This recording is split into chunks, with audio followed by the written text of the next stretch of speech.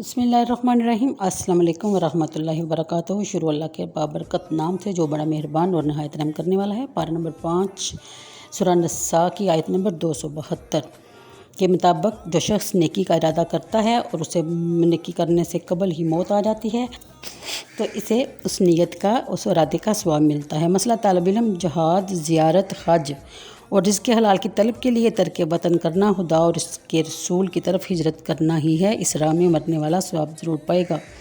273 میں ہے کہ خوف نماز کا ذکر ہے، یعنی حالت خوف یعنی جنگ یا کسی اور دشمن کا خوف ہو تو 4 رکعت والی 2 رکعت ادا کی جائے۔ 274 مسئلہ خوف کفار قصر کے لیے شرط نہیں۔ حدیث علی بن امیہ نے حضرت عمر بن رضی اللہ تعالیٰ عنہ سے کہا کہ ہم تو امن میں ہیں تو پھر کیوں قصر نماز ادا کرتے ہیں؟ فرمایا کہ اس کا مجھے بھی تجب ہوا تھا۔ میں نے نبی اکرم صلی اللہ علیہ وسلم سے جب دریافت کیا تو آپ صلی اللہ علیہ وسلم نے فرمایا کہ تمہاری طرف یہ اللہ کریم کا صدقہ ہے اور صدقہ قبول کرو۔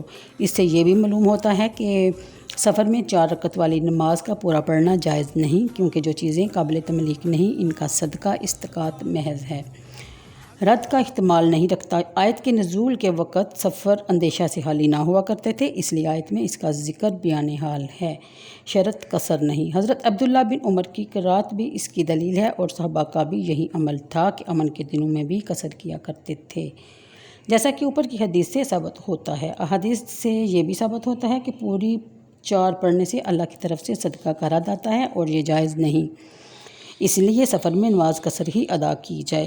مسئلہ مدت سفر، جس سفر میں نماز قصر پڑھنے کا حکم ہے اس کی ادنیٰ مدت 3 رات اور 3 دن کی مسافت ہے، جو اونٹ یا متوسط پیدل کے رفتار طے کی جائے۔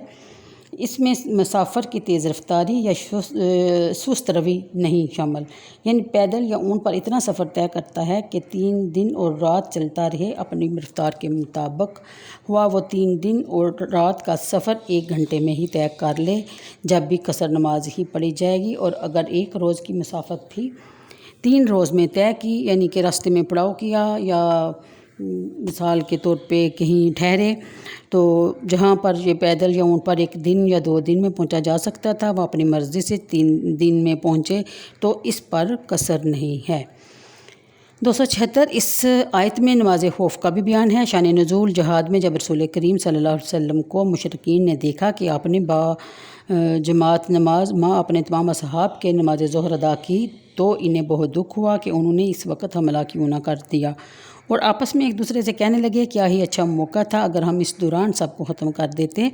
دوسرے نے کہا چلو کوئی بات نہیں، اگلی نماز میں سے ہی جو مسلمانوں کو اپنے ماں باپ سے بھی زیادہ پیاری ہے، یعنی نماز عصر۔ اس سے نماز عصر کی اہمیت کا بھی ہمیں اندازہ ہو جانا چاہیے۔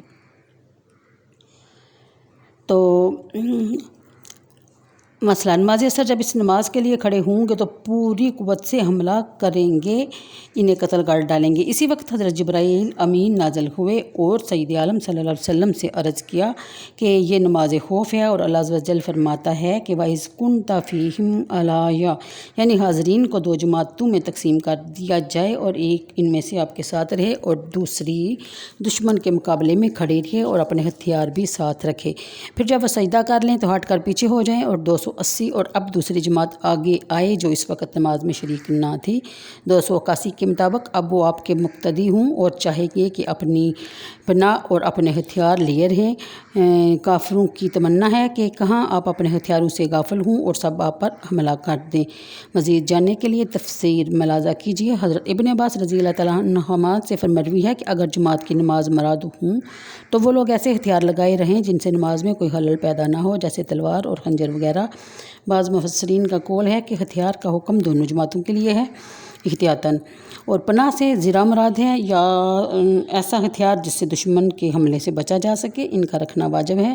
نماز خوف کا مختصر طریقہ یہ ہے کہ پہلی جماعت امام صاحب کے ساتھ 1 رکعت پوری کر کے دوسرے دشمن کے مقابل چلی جائے، اور جو دوسری جماعت جو پہلے دشمن کے مقابل کھڑی تھی وہ آ کر امام صاحب کے ساتھ دوسری رکعت میں شامل ہو جائے، اور پھر فقط امام صاحب ہی سلام پھیرے، اور پہلی جماعت آ کر دوسری رکعت بغیر قرات کے ادا کرے اور سلام پھیر دے اور دشمن کے مقابلے میں چلی جائے، اور پھر دوسری جماعت آ کر 1 رکعت